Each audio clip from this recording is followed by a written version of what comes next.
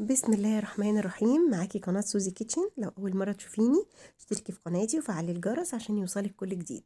هنعمل مع بعض القراقيش الهشة المقرمشة الخطيرة دي زي ما قال الكتاب بالظبط. الشتاء بقى دخلت علينا ونشرب بقى حاجة سخنة والمخبوزات روعة. طبعا يعني القراقيش دي سهلة وبسيطة ومقرمشة جدا جدا ومكوناتها بسيطة. بصي القراقيش، بصي شايفة مقرمشة ازاي، وبصي من جوه الهشاشان فظيعة. مكوناتها سهلة وطريقتها بسيطة جدا. يلا نشوف هنعملها مع بعض ازاي. دي المكونات اللي انا عايزاها معاكي. اول حاجة عايزاها دقيق، ويكون دقيق نوعه كويس. اهم حاجة دقيق يكون نوعه كويس. 3 معالق نشا، والنشا بتديها قرمشة خطيرة. 3 معالق سكر بودر، معلقتين سمسم محمص، ونص معلقة بيكنج باودر، ومعلقة خميرة فورية كبيرة.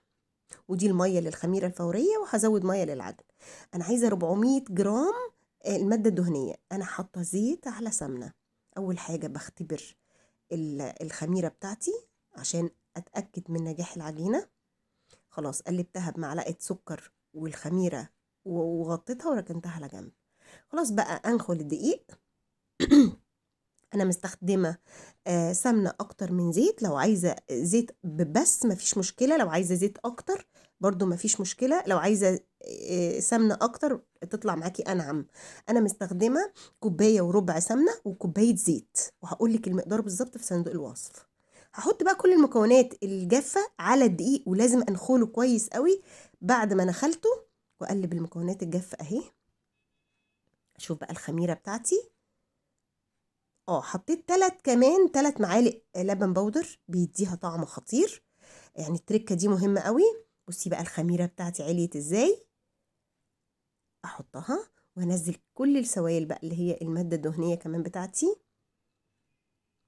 بس خلاص انا المره دي هعملها في العجان. لو انت هتعمليها على ايدك مفيش مشكله خالص، بتبسي العجين. يعني مش بتعجنيها قوي، بتفضلي تبسي بس. بتاخد مثلا بتاع 10 دقايق عجن على ايدك.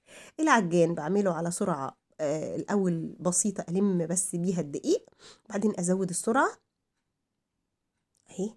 شايفه انا قلت لك ان انا محتاجه كوبايه ونص ميه. يعني انا قلت هشوف الميه اللي انا محتاجاها واقول لك في الاخر انا احتاجت قد ايه.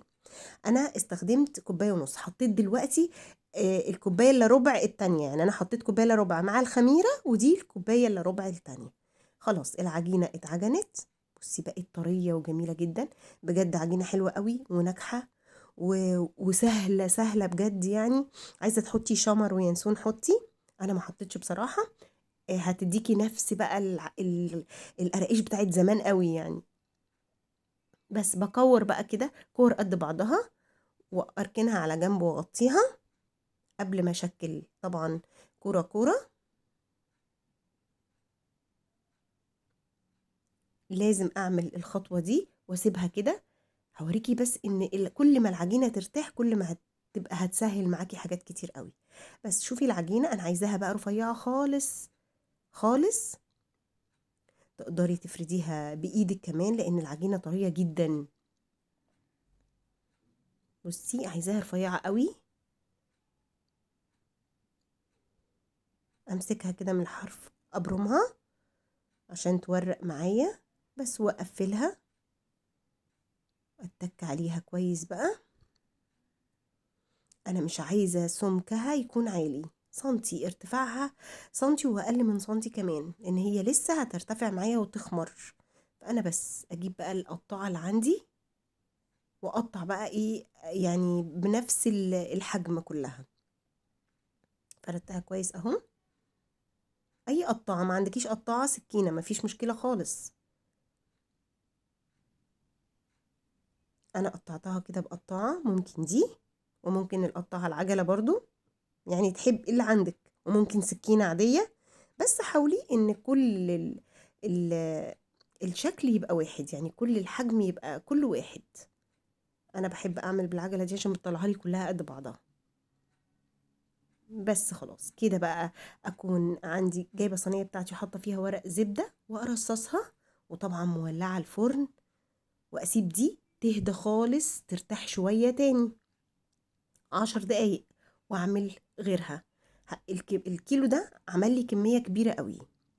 تمام. بصي بقى العجينه اتفردت معايا ازاي احلى لما ارتاحت اكتر بجد. كل ما العجينه ترتاح كل ما تديكي نتيجه خطيره. برضو تفردي مفيش مشكله خالص.